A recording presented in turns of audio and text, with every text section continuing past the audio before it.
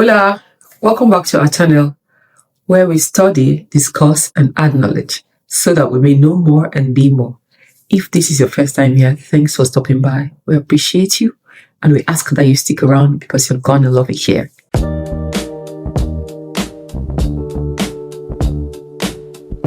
So, last week, we got into the conversation around midlife restlessness and we tried to understand what happens to somebody between the ages of 35 and 55 that is termed, in some cases, midlife blues, in other cases, midlife crisis.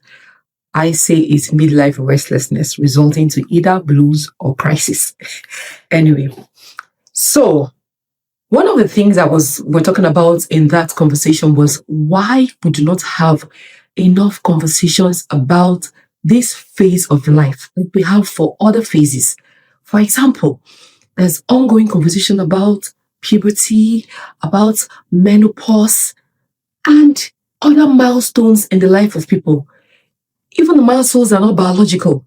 There are conversations about it, about transitioning from one stage of life to the other. You have conversations preparing people to transition from school to work to marriage and all those kinds of things because there are milestones and phases in life. But I'm not quite sure I've had enough conversations around midlife and what happens at that phase of life to prepare people for midlife, or at least to share experiences that somebody else can relate to and say, oh, okay, that could be why I felt this, or I felt that, or I'm feeling this right now. Now, I'm not saying there are no conversations. I'm saying that they're not enough. Because in my own case, it was only after I went through midlife and finally found a way to navigate that phase of my life successfully that I realized that there was such a thing as midlife whatever, whether blues or crisis. Like I said, I call it restlessness. So I thought about it over and again and I realized that the reason why these conversations are not had as they ought to be is because of what happens at that time. Because it all happens in the mind. It's not physical. It's not tangible. And maybe not even measurable. And you know how it is. When something cannot be communicated in the language that a lot of people understand, it sometimes suffers or it's sometimes swept under the carpet or just kept at bay. And that's exactly why midlife conversations are not had all the time. So when I was thinking about it, here's what came to my mind. I think this would be a perfect illustration of why midlife conversations are not had. Picture a marriage. The woman in the marriage is being abused. And for some reason, she's not really able to know what's happening to her in that marriage. She only knows that she got into that marriage as one person and is fast becoming another person. She's losing some of the things that made her who she is. In fact, some of the things that made her partner get attracted to her and want to be with her. She started questioning those things because he got her questioning them. Okay? For example, she started experiencing some form of attitude that wasn't what her partner was showing her before the marriage or at the time they were getting married. She started feeling a bit belittled in the marriage. She started feeling like she was being taken for granted. She started feeling like her opinions didn't count, her feelings didn't count. But in all of those feelings, she thought that all of this was happening in her head. So she didn't even know that she was actually being abused. The partner didn't know that he was abusing her. Her family and friends did not think or know that she was abused. Remember, this abuse didn't have any physical impacts that would result in an injury of some sort. This abuse didn't have any impacts through words that could be recounted and spoken about. It was all psychological. It was all in the mind. So he does things and even sometimes says things that makes her feel belittled. He gives the silent treatment sometimes as a form of maybe punishment or just to show his displeasure. Sometimes he doesn't take account of what matters to her anymore. He begins to make her feel like she's too touchy, she's too sensitive when she expresses her displeasure about situations. Anyway, all of this, like I said, silent treatment, shoving aside her feelings, asking her to please not be so touchy, not be so touchy-feely, and all those things that they say.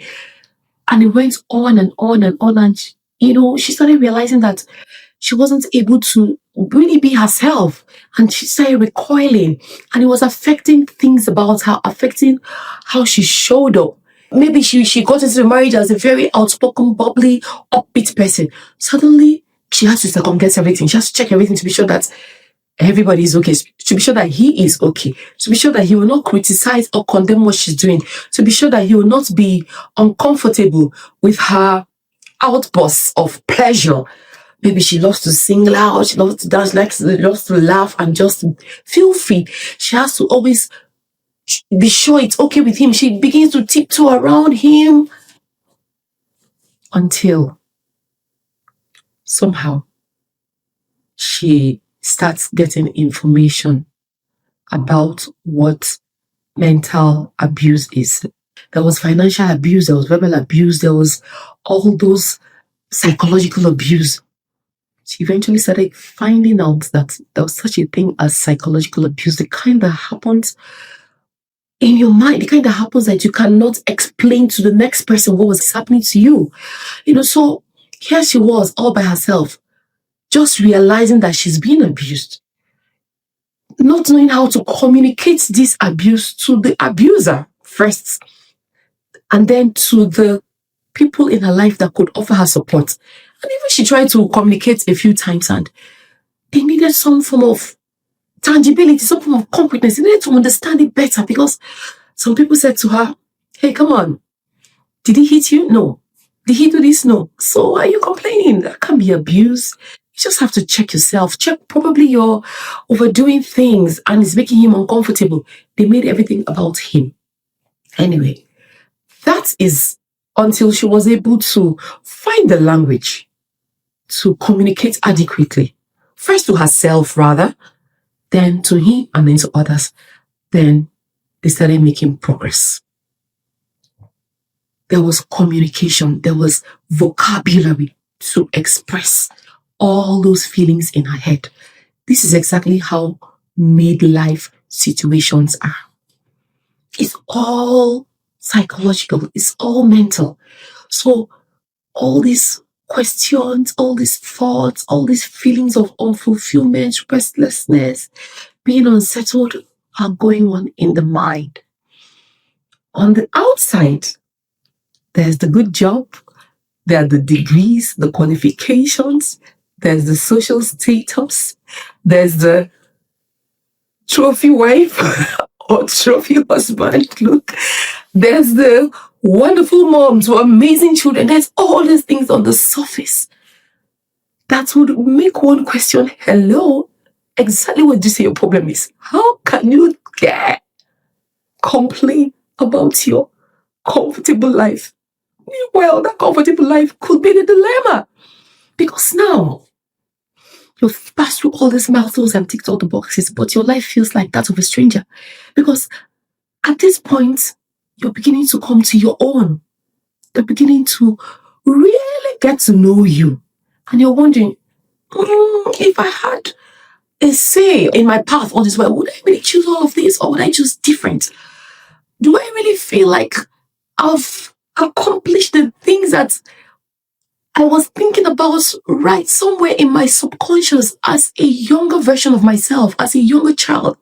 Maybe you had dreams, maybe you had aspirations, fantasies that were so real to you and you couldn't wait to live the life. And then suddenly, you started living, no doubt, but you were facing reality and you tossed aside all those lofty dreams and aspirations. But now, they refuse to stay down. They're bubbling to the surface and they're saying, hey, I'm still here. You tried to suppress me. I stayed low for a bit, but here I am.